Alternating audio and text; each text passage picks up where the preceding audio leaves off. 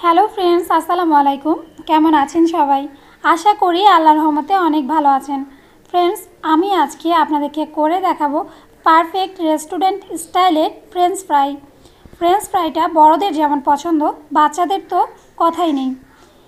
আর আমার রেসিপিগুলো যদি আপনাদের ভালো লেগে থাকে তাহলে আমার চ্যানেলটাকে সাবস্ক্রাইব করতে ভুলবেন না। তো চলুন গিয়ে দেখে নিই পারফেক্ট রেস্টুরেন্ট স্টাইলের মুচমুচে ফ্রেঞ্চ ফ্রাই তৈরি করতে কী কী উপকরণ লাগছে।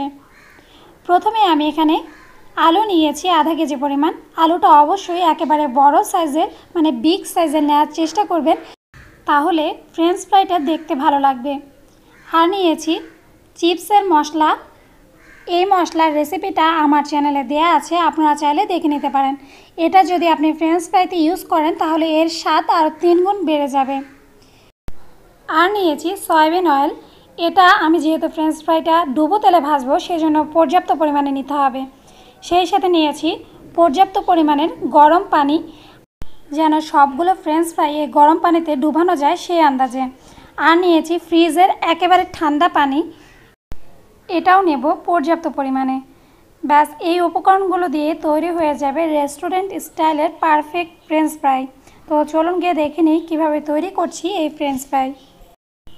প্রথমে আমি আলুটাকে এরকম একটা নাইফ দিয়ে ভালো করে চামড়াটা ছিলে নেব।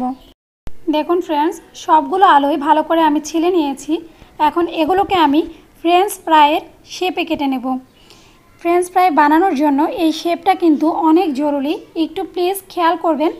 এটার দুপাশের যে উঁচু অংশটা থাকবে সেটা আমরা কেটে জাস্ট সমান করে দেব। আর আমি আগেই বলেছি ফ্রেঞ্চ ফ্রাইটা বানাবার জন্য যত বড় সাইজের আলু নিতে পারেন ততই ভালো। এতে আপনার ফ্রেঞ্চ ফ্রাইয়ের শেপটা অনেক ভালো আসবে, দেখতে অনেক ভালো লাগবে। এখন এগুলোকে জাস্ট 4 ধার কেটে আমি সমান করে নেব। সবগুলোকে আমি 1/2 ইঞ্চি পুরো করে এক সাইজের করে স্লাইস করে নেব। এখন এগুলোকে আমি ফ্রেঞ্চ ফ্রাইয়ের শেপে কেটে নেব। ফ্রেন্ডস, আমি আবারও বলছি, সবগুলো ফ্রেঞ্চ ফ্রাই যেন এক সাইজের হয় সেটার দিকে একটু খেয়াল রাখবেন।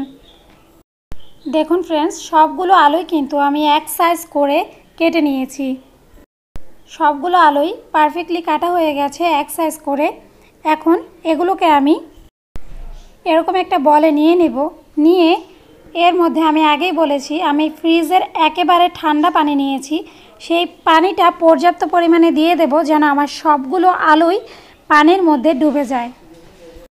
এবং এটাকে এই অবস্থায় আমি আধা ঘন্টার জন্য রেখে দেব। তো ফিরে আসছি ফ্রেন্ডস আধা ঘন্টা পর। তো দেখুন ফ্রেন্ডস, আধা ঘন্টা পর আমার আলুগুলো পারফেক্টলি রেডি হয়ে গেছে। এখন যে কোনো একটা সুতির কাপড় অথবা টাওয়াল অথবা এরকম টিস্যু পেপার, যেটাই আপনার হাতের কাছে থাকে, সেটাকে জাস্ট সুন্দর করে বিছিয়ে এই আলুগুলোকে আমি পানি ছেঁকে টিস্যু পেপারের উপর নিয়ে নেব। আমি আগেই বলেছি আপনারা চাইলে কটনের কাপড়, টাওয়াল এগুলো ব্যবহার করতে পারেন, কোনো সমস্যা নেই। এখন এগুলোকে আমি আরও একটা টিস্যু পেপার দিয়ে ভালো করে চেপে আলুর গায়ে যে এক্সট্রা পানিটা আছে পানিটা সম্পূর্ণভাবে নিয়ে নেব।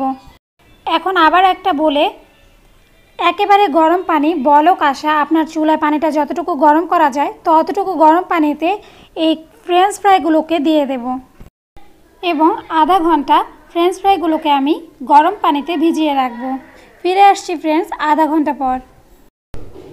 আধা ঘন্টা পর ফ্রেঞ্চ ফ্রাইগুলোকে যে কোনো একটা সুতির কাপড় অথবা এরকম বড় টিস্যু নিয়ে আবার আমি ছেঁকে টিস্যুর উপরে দিয়ে দেব। এখন এগুলোকে আমি একটু মেলে আবার একটা টিস্যু বা সুতির কাপড় দিয়ে ভালো করে চেপে ফ্রেঞ্চ ফ্রাইয়ের গায়ে যে পানিটা আছে সেই পানিটাকে ভালো করে চেপে আমি শুকিয়ে নেব।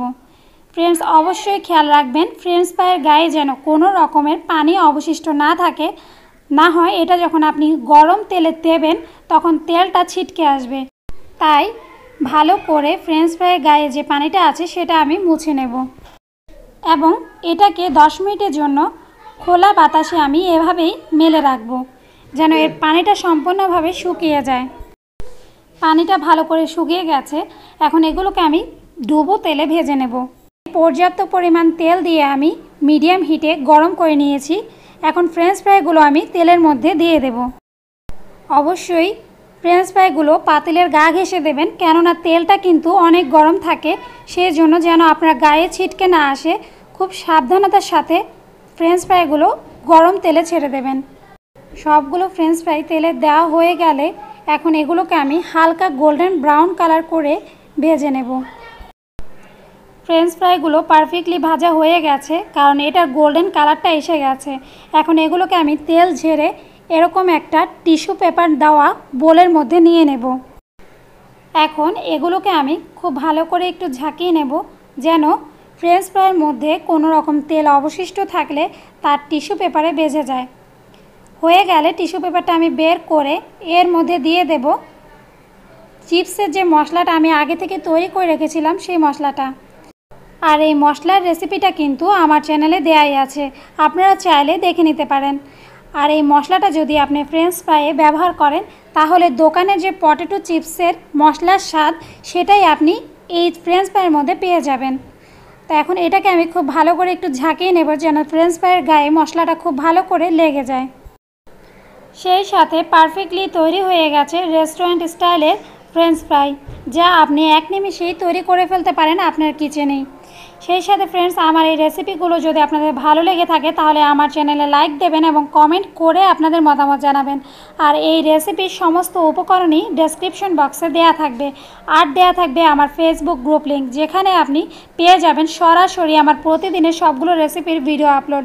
তো আজকে এ পর্যন্তই, আগামীকাল আবার চলে আসবো নতুন আরও একটি রেসিপি নিয়ে। সেই পর্যন্ত সবাই ভালো থাকবেন, আল্লাহ হাফেজ।